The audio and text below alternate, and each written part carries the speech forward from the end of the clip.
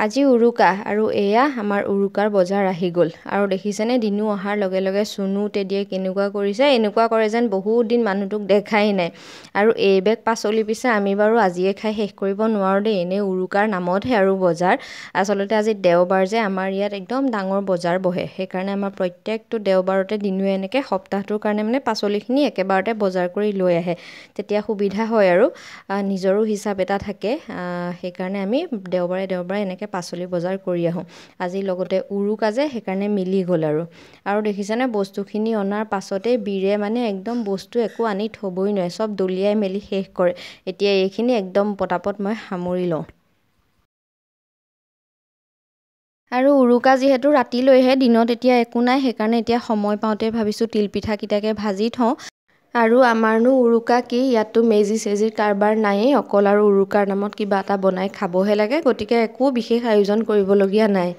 তিলপিঠাকেইটা এনেই বৰ বেছি এটা ভাল হোৱা নাই তাতে মোৰ তিলপিঠাখিনি মানে বৰা চাউলখিনি পুৰণা চাউলৰ আছিলে নতুন চাউলৰ নহয় পিঠাগুড়িখিনি সেইকাৰণে বৰ বেছি এটা ভাল হোৱা নাই তথাপিও আৰু কাম চলাব পৰাকৈ হৈছে আৰু এইবাৰ যিহেতু মই একেবাৰে প্ৰথমকৈ বনাইছোঁ সেইকাৰণে প্ৰথম বনোৱা হিচাপত ঠিকেই হৈছে যেনেই লাগিছে আৰু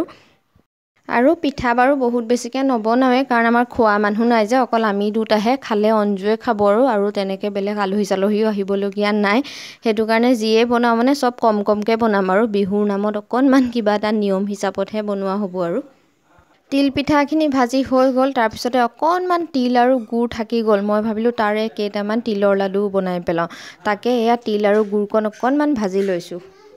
আৰু এতিয়া হৈ গ'ল গধূলি তাকে গধূলিৰ কাৰণে অকণমান খোৱা যোগাৰ কৰিছোঁ এইফালে এয়া মাংসৰ কাৰণে বিলাহী অকণমান ভাজি থৈছোঁ আৰু এয়া চুনুহঁতৰ কাৰণে মাছৰ মাথা বইল কৰি থৈছোঁ আৰু এয়া আমাৰ মাছৰ পাচলি সিজাবলৈ লৈছোঁ এইখিনিয়ে বনাম আৰু বৰ বিশেষ একো নবনাওঁ আৰু মাংসটো যে একেবাৰে চিম্পুলকৈ বনাইছোঁ আজি শহুৰ দেউতাই শিকোৱা এটা ৰেচিপি বনাইছোঁ আমি যেতিয়া গুৱাহাটীত আছিলোঁ তেতিয়া এই ৰেচিপিটো শহুৰ দেউতাই শিকাইছিলে খুব কম সময়তে হৈ যায় আৰু খাবলৈ খুব বেছি টেষ্টি হয় বৰ বেছি মেহনত কৰিবই নালাগে সেইটোকে আজি বনাইছোঁ আৰু মাছো এয়া একেবাৰে সাধাৰণকৈ বনাইছোঁ ফুলকবি আলু বিলাহী আৰু মটৰ দি পেলাই বনাইছোঁ আৰু এয়া আজি আমাৰ উৰুকাৰ থালিখন এনেকৈ প্ৰস্তুত হৈ গ'ল এইফালে এয়া মাছ এইফালে মাংস অকণমান চালাড আৰু ভাত বছ হৈ গ'ল আমি উৰুকা এনেকৈয়ে বিদায় দিলোঁ আজি আকৌ নেক্সট ডে' হ'লহি নেক্সট ডে' ৰাতিপুৱা আপোনালোক সকলোকে মাঘৰ বিহুৰ শুভেচ্ছা জনাইছোঁ আশা কৰোঁ কালি চাগে দিনটো আপোনালোকৰ উৰুকা ভালকেই গ'ল আমাৰো ঠিকেই গ'ল আৰু আমাৰনো কি বিশেষ তেনেকৈতো একো নাছিলেই আৰু আজি এয়া ৰাতিপুৱাই বোলো ঘিলা পিঠাকেইটা ভাজি লওঁ কালিতো তিল পিঠা আৰু অকণমান তিলৰ লাডু বনালোঁ আজি বোলো ৰাতিপুৱাই ঘিলা পিঠাকেইটা ভাজি লওঁ গৰম গৰম পিঠাৰ সৈতে চাহ খাম বিহুৰ দিনাৰ ৰাতিপুৱাটো তাকে ঘিলা পিঠাকেইটা ভাজিবলৈ লৈছোঁ বৰ বেছি ভাল হোৱা নাছিলে প্ৰথমতে যে একদম গোটেই কিবা ফাটি গৈছিলে মেল খাই গৈছিলে আকৌ মাক ফোন কৰিছোঁ মায়ে কিবা কিবি বুদ্ধি দিলত সেইমতে কৰিলত এতিয়া পিঠাকেইটা লাহেকৈ অকণমান মানে আকৃতিটো ভাল হৈছেগৈ আৰু মানে যিয়েই নহওক লাগিলে চব সমস্যাৰে সমাধান সদায় মায়ে হয়গৈ মালে মানে ফোনটো লাষ্টত যাবই আৰু এয়া মোৰ বিহুৰ পিঠা ৰেডি হৈ গ'ল আৰু এয়া দেখিছেনে যি কি নহওক অকণমান দেখিবলৈ ধুনীয়া হোৱাকৈ পিঠাকেইটা হ'লগৈ আৰু এইবাৰ এয়া বনাবলৈ লৈছোঁ বৰা চাউলৰ যে তেল পিঠাটো বনাই আমাৰ শাহু মায়ে বনাই এনেকৈ একদম অকণমানিকৈ কৰি পেলাই মানে তেলত ভাজে বৰা চাউলৰ এই লাডু এই পিঠাটো বৰ বেছি ভাল লাগে খাবলৈ তাকে অকণমান বৰা চাউলৰ গুড়ি আছিল যে তাকে বোলো বনাই পেলাওঁ এয়া বনাইছোঁ এইটো খুব কম সময়তে হৈ যায় আৰু খাবলৈ খুব ভাল লাগে গৰমে আজি বিহু বুলি যি পাৰোঁ চব অকণমান বনাই দিছোঁ আৰু এইবাৰ সুবিধাটো মিলিছে যেতিয়া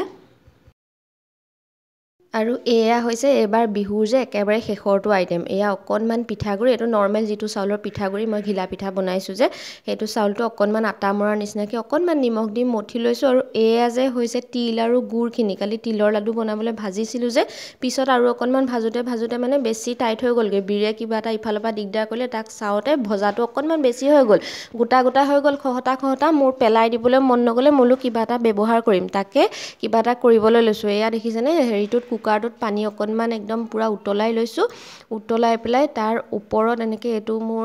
যিটো চাউল ধোৱা যে খৰাহীটো মোৰ বেলেগ সুবিধা কৰিব পৰা নাই চাউল ধোৱা এইটো খৰাহীটো ল'লোঁ তাত অকণমান ৰিফাইন ঘঁহি লৈছোঁ আৰু এনেকৈ যে সেই জোন পিঠাটোৰ নিচিনাকৈ মানে সেই লাডুখিনি কৰি পেলাই মাজত তিল আৰু গুড়ৰ মিশ্ৰণটো ভৰাই এনেকৈ ভাপত দি দিছোঁ কেনেকুৱা হ'ব নাজানো বাৰু বহুতে বনাবও পাৰে কিন্তু মই আচলতে বনাই পোৱা নাই যে এনেই তিল আৰু গুৰকণ থাকিলে কাৰণেহে মই বোলো কিবা এটা কৰি পেলাওঁ আৰু এক্সট্ৰা কিবা পিঠা এটাও হ'ব খাবলৈ ভাপত দিয়াকৈ তেনেকৈ বনাই পেলাইছোঁ ভাল হ'বনে নহয় নাজানো আৰু ভয় লাগি আছিল হয় কিন্তু এয়া পিঠাকেইটা ধুনীয়াকৈ সিজি গ'ল মানে ভাল হ'ব এতিয়া বাকীকেইটাও এনেকৈ বনাই লওঁ আৰু এয়া দেখিছেনে বনাই হোৱাৰ পিছত মই এটা পিঠা টেষ্ট কৰিলোঁ সঁচাকৈ মাজত যে তিল আৰু গুৰখিনি দি দিলোঁ খাবলৈ বৰ বেছি সোৱাদ হৈছে আৰু তিল আৰু গুৰখিনি ভাপত দিয়াৰ লগে লগে ধুনীয়াকৈ কোমলি গুচি গ'ল আগৰ টাইট ভাৱটো নোহোৱা হৈ গ'ল টেষ্টি হ'ল মানে মোৰ আইডিয়াটো ছাকচেছ আৰু আপোনালোকৰ কাৰোবাৰ এনেকৈ যদি নষ্ট হ'বলৈ হয় বনাব পাৰে তিল আৰু গুৰ যদি কেতিয়াবা মোৰ নিচিনা হয় আৰু যি কি নহওক মোৰ এতিয়া ধুনীয়াকৈ সম্পূৰ্ণ পিঠাৰ থালিখন আপোনালোকক দেখুৱাই দিছোঁ এইফালে তিল পিঠা ঘিলা পিঠা তাৰপিছতে এয়া মোৰ ভাপত দিয়া পিঠাটো তাৰপৰা কেইটামান তিলৰ লাডুকেইটা বৰ বেছি ভাল হোৱা নাই দেই তাৰপিছতে আৰু এয়া বৰা চাউলৰ অকণমানি তেল পিঠাটো আৰু এয়া মুড়ি লাডুটো কিন্তু কিনা হয় বনোৱা নহয় মানে আজি গোটেই প্লেটখনৰ ভিতৰত কিনা বস্তু অকল মুড়ি লাডুটো এনেকৈ এইবাৰ বিহু হৈ গ'ল যি কি নহওক নাইকৈ কেইবাটাও বস্তু হ'ল বাৰু কিন্তু চব বস্তু মই কমকৈ বনাইছোঁ কাৰণ আমাৰ খোৱা মানুহ নাই যে বিহুৰ নামত নিয়মটো আৰু এয়া আৰু বেলেগকৈ আৰু অকণমান সজাই লৈছোঁ বিহুৰ দিনা এতিয়া চাহকাপৰ জুতি লওঁ মানুহটোৰ লগত একেলগে আপোনালোকেও আপোনালোকৰ পৰিয়ালৰ লগত বিহুৰ পিঠা আৰু গৰম গৰম চাহৰ জুতি লওক আৰু ভিডিঅ'টো ইয়াতে শেষ কৰি দিছোঁ লগ পাম অন্য এটা ভিডিঅ'ত আজিলৈ আহোঁ ধন্যবাদ খাইছা মুড়ি মুড়ি খাইছোঁ বোলে তুমি কোৱা মুড়ি লাডু কোৱা মুড়ি লাডু কৈ দিয়া কিবা এটা লাগি আছে মুড়ি লাডু বুলি কোৱা কেনেকুৱা খাবলৈ মকৰাটো খাবলৈ দিছা তুমি কোৱা মুড়ি লাডুটো খাবলৈ কেনেকুৱা মকৰাই নাখায় এইটো খাবলৈ কেনেকুৱা কোৱা কেনেকুৱা এইটো হ'ব মকৰাক দিব নালাগে এইটো খাবলৈ কেনেকুৱা কোৱা কেনেকুৱা খাবলৈ